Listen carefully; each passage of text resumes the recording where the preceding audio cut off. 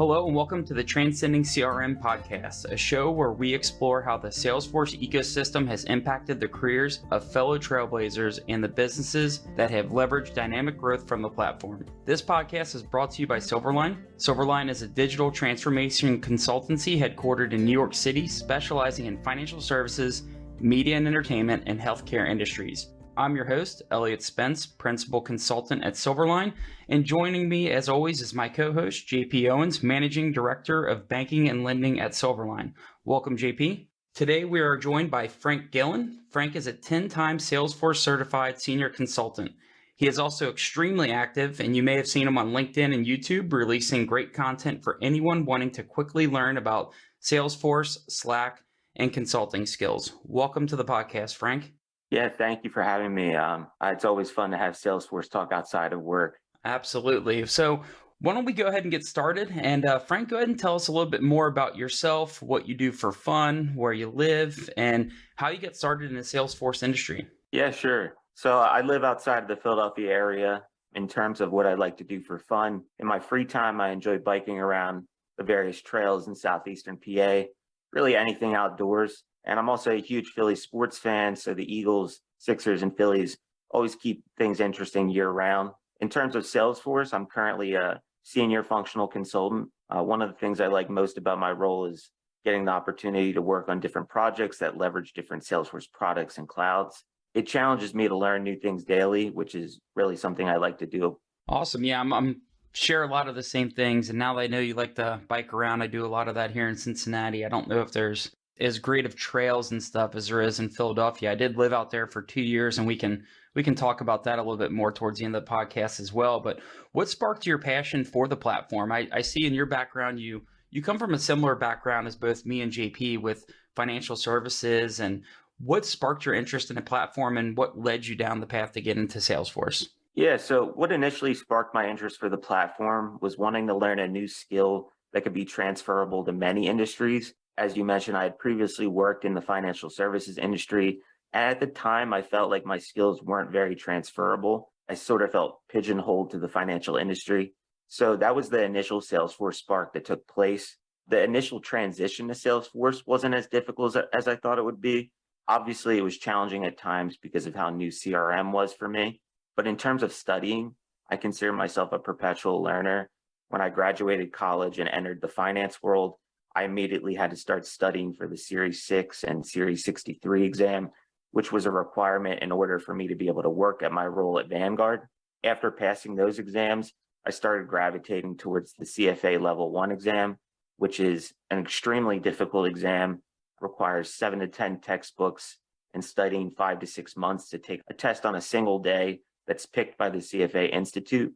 And if you don't pass, you have to wait another 6 months to take it. Unfortunately, I didn't pass the first time, so I gave it another go. And about a year after studying those countless textbooks, I realized that the time investment wasn't worth the ROI of having the CFA Level 1. So when I started studying for Salesforce, not only was I already used to being in that study mode, I just also loved the fact that you could take the exam 3 times for each release. So instead of having to wait 6 months like I did for the CFA exam, failing a Salesforce exam wasn't nearly as dejecting. So that transition into Salesforce just was really refreshing.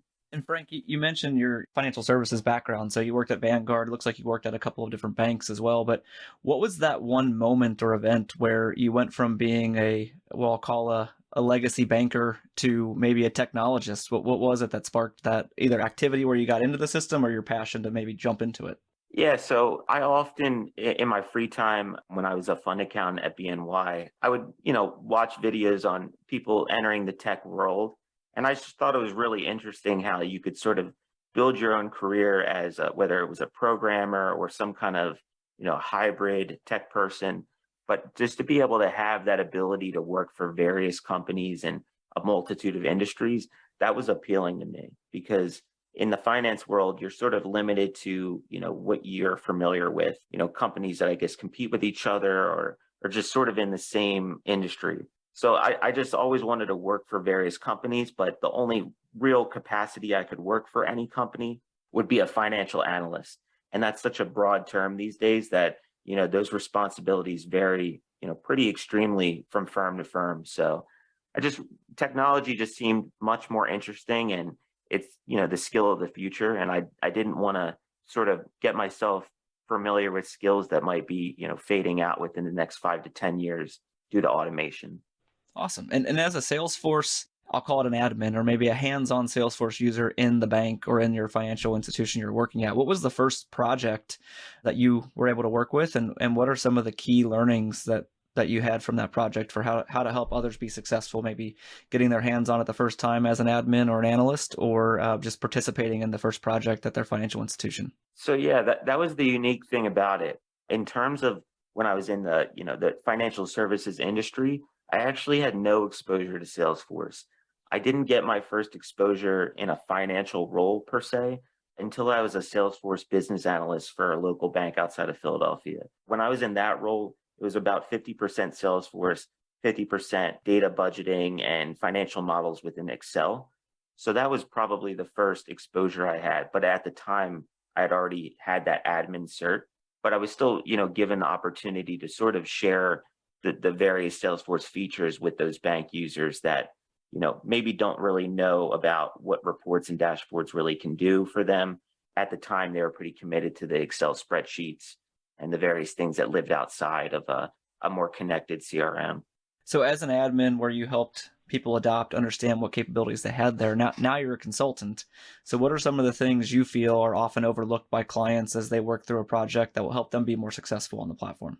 Yeah, so I think clients often overlook out of the box functionality, and that's a joke that probably won't stick with many people outside of consulting. But all joking aside, I think that clients tend to overlook user adoption as a significant piece of the overall investment. No matter how much better Salesforce technology is than the client's existing systems or processes, if those improvements aren't communicated properly to the end user, user adoption will ultimately suffer. So typically, you can't just list the improvements for end users. You have to prove it to them by demonstrating via a demo or providing factual data on things such as how much time it will save the user to use Salesforce over the existing system or process.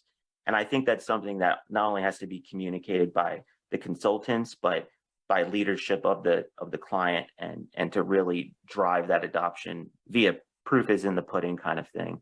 Yeah, I couldn't agree with those two anymore. I mean, it's something we're always talking about is user adoption, what's in it for them, building out things that really is going to add value to them, but then teaching them and showing them how it's going to add that value so they can get that adoption. And the out of the box stuff is something I'm always harping on as well, is why are we going to do things that are custom when there's solutions out of the box that we can leverage? One of the things I mentioned at the beginning of this episode of this recording is that you're extremely active on social media. And that's one of the things I'm always watching the videos that you release on LinkedIn and YouTube around Salesforce, Slack, and just consulting tips.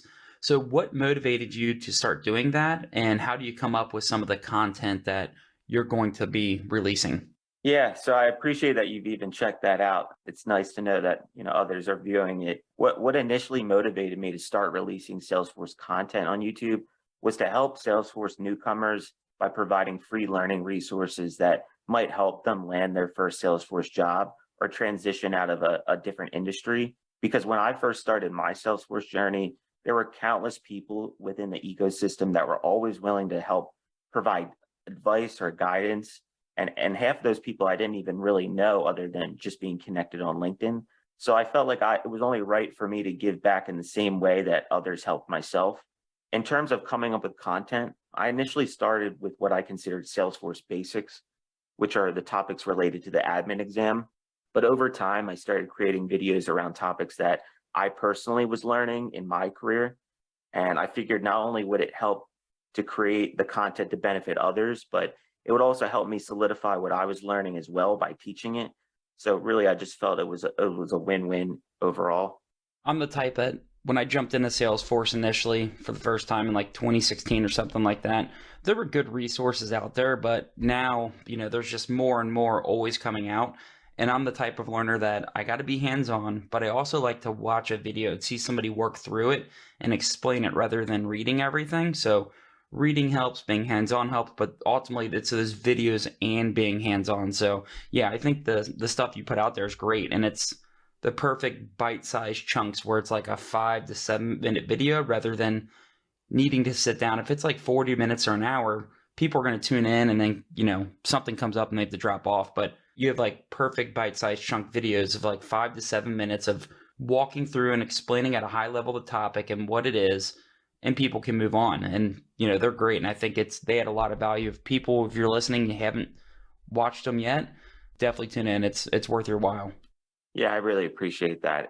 And that's the goal too, to keep them short enough that people will actually take the time out to learn something new, even if it's not something that they, are planning to study or to learn in the near future.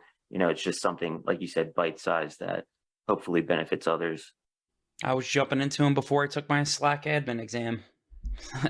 Well, those videos are great. I think we talked on another episode back when I was getting into this, there wasn't really Trailhead. So I used to watch all kinds of videos, and Trailhead's amazing, but it's really the happy path. So sometimes it's helpful to learn something from others, whether it's a blog or a video, to where you can kind of dig into that. And every org's a little bit unique, and sometimes the business challenges across industries are also unique. So Frank, I'm curious from your perspective now, going from a user, an admin, kind of an advocate of the platform, and as well as a consultant, what are some of the things that have changed for you in regards to how you approach problems or coming up with solutions in an org?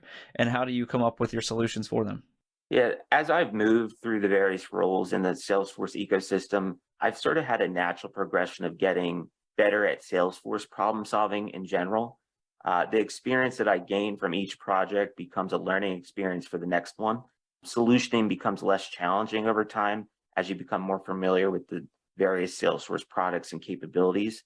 So really, I just try to learn from going from a Salesforce user to admin to now consultant. It's just something that feels like a natural, organic progression of learning and then becoming more of an expert in various products and capabilities Salesforce offers. Yeah, and I think the other thing you mentioned earlier, which is a common theme with everyone we talk to, is it's not always about the technology. It's really around the business process, the business strategy, and how does the business hope to solve that problem. And then we'll make the technology work, but really communicating how it's going to work and make sure it's been designed in a way that fits the business persona is probably one of the most critical things outside of what can the tool do for you. So I want to pivot a little bit. So we're recording this the week after Dreamforce. I think I got home from Dreamforce a little bit over a full week ago. Dreamforce this year was the same footprint as what it was years past, but definitely a lot less participants. There were a lot of exciting announcements and a lot of cool things that I think were reiterated this year, or kind of really integrated. I know Slack being a big one of those, also a lot of the CDP and Genie items were really exciting announcements. But I don't know, were you at Dreamforce this year? And if you weren't, what was your take on some of the Salesforce Plus content, and kind of what were the best sessions you viewed, or what were some of the coolest announcements that you're most looking forward to taking advantage of here soon? Yeah, so I wasn't able to attend in person this year. I was originally supposed to, but just due to circumstances, couldn't. From what I, saw on Salesforce Plus, Salesforce Genie was definitely the talk of the town. Pretty excited to learn more about that as more information, becomes available. But other than Salesforce Genie, I'm a huge fan of Slack, and I thought the release of Gov Slack was a cool addition. It's a version of Slack that runs on a government certified cloud environment.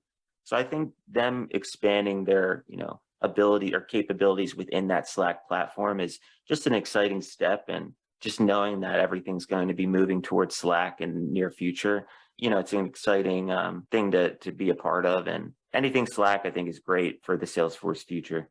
I agree. Slack is one of those tools where, if you've worked in financial services prior to kind of the last 12 to 18 months, Slack really wasn't something many FIs are considering. But now I'm seeing it pop up in a lot of relationships where banks maybe have a banking as a service program, or they partner with a lot of fintechs or a lot of partners like Silverline, and having Slack at your disposal to collaborate and kind of plan around projects and programs is starting to become a key part of the business. So I'm excited to see where it goes across the whole FI landscape. And I think we're going to hear more and more about Slack and some of the automation capabilities every couple of releases. So it's exciting as well. Yeah, just seeing that it's a digital HQ and seeing how you can collaborate, and it breaks down those email siloed walls and no more email chains, and ways to collaborate with clients and then the internal teams. It's just an amazing platform. But, just to reiterate, it's just an exciting time to be a part of the Slack Salesforce space. Yeah, I really like Slack. It's like, I think it was the last certification I took, and like I said, I was watching some of your videos before I took it, and around Genie, something I'm really excited about. Also, definitely want to get in, learn a lot more about it, get hands-on with it. I think I'm going to wait for your video, Frank, on Genie before I jump into that. So, no pressure, but we're waiting on it. We're waiting on it. So one thing I like to ask everybody, all of our guests, because at some point in time, we were all beginning and we're new in Salesforce. So if anybody's listening that is a new Salesforce admin or they're getting ready to get their hands into the system, what is one piece of advice you would give to anybody that's new coming into the Salesforce ecosystem for the first time as an admin? Yeah, and that's a great question. And I appreciate that question. Even only being a little over 2 years into the ecosystem, I think it's important. The one piece of advice that I would give to others entering the Salesforce ecosystem is don't compare yourself to others. Everyone has a different path or journey in the ecosystem, and no one has the exact same path. The best thing anyone can do is to compare themselves to themselves. And the goal is that, the version of you today will be impressed with the version of you tomorrow or the version of you 1 year from now. You just want to always continue learning and improving and, appreciating your quick wins and your long-term wins. Yeah, and it's something like when you get on LinkedIn, especially if you're heavy into the Salesforce ecosystem, you're going to see everybody posting about, I just got this certification, I just completed this badge, and you rarely see people that post about like, hey, I failed this. And those are the ones that I actually like to see those more, because I think it's going to motivate others like, oh, because this person's really smart. I see them all the time and they're posting about how they did not pass this time around, and they're posting about what they're going to do differently and how they're going to prepare for it or how they're going to learn this new product. So I agree 100%. Don't compare yourself to others. Everybody has a different path. We all learn differently. Just keep your head down and keep moving forward. So no, I agree 100%. Right. And honestly, I try to share when I fail as well for that exact reason. I've had several posts of failing certain exams or whether it was Salesforce or not, but it is good to share those, I wouldn't say losses, but those failures are like a necessary step in the learning process most often. No one's going to be a perfect 10 for 10. I think that's great. And I know the last one I tried to take was one of the new experience designer ones, and I thought I would give it a shot without studying too much. And there's definitely some unique terminology there that you definitely need to be familiar with before you jump into some of these. So if you don't really have the study guide or really understand what you're getting into, some of the concepts may be a little bit different. So it's always nice to be able to take it once or twice and not have to take too much of an investment there. But Elliot, I think that's interesting. I used to work with somebody, or I work with somebody who used to take a lot of lunches with their mother, and I seemed odd. That was my code. That was my code for I'm going to take a long lunch and go take an exam, because I didn't want anybody to ask me how I did when I came back. So I was like, hey, I'm going to go to a lunch with my mom. It worked every time. I'm going to start using that one. That's a good one. Yeah, so that's a fun fact about Elliot. I used to always say, like, man, you and your mom have a great relationship, but you go to lunch all the time. But no, it was him getting all of his certifications back in the day. So Frank, last question for me. Similar to Elliot's fun fact about lunches, we typically ask everybody about a fun fact or an accomplishment or something unique about yourself that maybe others don't know, maybe an icebreaker type of a thing. So for you, what is something unique that maybe many people don't know about you, whether it's Salesforce related or otherwise? So yeah, my fun fact sort of goes around the whole biking I mentioned in the beginning of the podcast. I got into biking when I was an intern at a bank in Philadelphia back in 2015. They were offering free, I guess you could almost call them vouchers, to a marathon that was going to be from Philadelphia to the Atlantic City Boardwalk. And it was like a $250, admission fee. And I was going to get that waived for being an intern. And I go home and I tell my family, and they're telling me, like, there's no way you're going to bike 70 miles from Philly to Atlantic City. So right there, when someone tells me like you can't, like, I'm automatically just going to wake up the next day and be like, yeah, I'm going to start biking now. So I biked from Philly to Atlantic City that summer, and then I've just been hooked ever since. So just being challenged by one person could create a whole brand new hobby. Yeah, that's awesome. That's something that I've gotten into a little bit around biking. Like I said, I don't think there's as great of trails around Cincinnati. But yeah, it's something I really enjoy to do, is just getting out, staying active, trying to do it early in the morning, actually, rather than later in the day, because it's, well, not this time of year, but it usually gets pretty hot out. And I like doing it first thing in the morning. But pivot to The last question I have around Salesforce, it's very much Salesforce related, but being somebody that I lived in Doylestown, which is about just north of Philadelphia for 2.5 years. But what do you consider if people are coming into Philadelphia and they're famous for their cheesesteaks? What is the best cheesesteak in Philadelphia? That's a good question. I tell people personally, it's actually a little outside of Philadelphia. It's called Delisandro's. It still has a Philadelphia zip code, I believe, but it's not exactly right in Center City. I'd say the whole Gina's Pat thing is more of a touristy thing. But yeah, Delisandro's hands down has the best cheesesteak in my opinion. I never had that when I lived out there, but I do agree with the Ginos and Pats. It's cool to see. It's a touristy thing, and it's, they're right across the street from each other. Especially at night, they're all lit up, they're all bright. But I liked Jim's on South Street, which I Googled it. I was like, I wonder if it's even still open, because it's been a while since I've been out there. They're temporarily closed right now because of fire, but those were some of the best I ever had when I was out there. So recommend everybody to get out there to travel around and try different ones.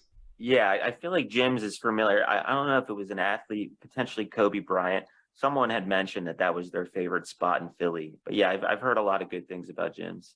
Yeah, absolutely. It's a good place. I liked it. So if I get back to Philadelphia, it's one of the places I'm definitely going to go try. But wrapping up the podcast, Frank, we're talking a lot about your videos and everything. So tell our listeners how they can find you on some of the different social media avenues to follow you and view the content that you release. Yeah, so you can connect with me or follow me on LinkedIn, just Frank Gillen. And then with the YouTube channel, it's called Cloud Qualified. And, most of the videos I release are daily videos around Salesforce, Slack, personal branding, and career advice. And those are the two main platforms that I'm mostly on. Awesome. Yeah, I definitely recommend everybody following, especially if you're newer to Salesforce, you're a beginner and just want some quick hit videos and learning about Salesforce, Slack, and consulting. It's definitely worth your while. Yeah, no, I appreciate it. And thank you both for having me again. No, thank you. And to our audience, thank you for tuning in. Be sure to subscribe to this podcast and make sure you leave us a review. To learn more about Silverline, you can subscribe to the Silverline blog at silverlinecrm.com or follow on LinkedIn, Twitter, and Facebook at Silverline CRM, one word. Thank you for tuning in, and we'll see you next time.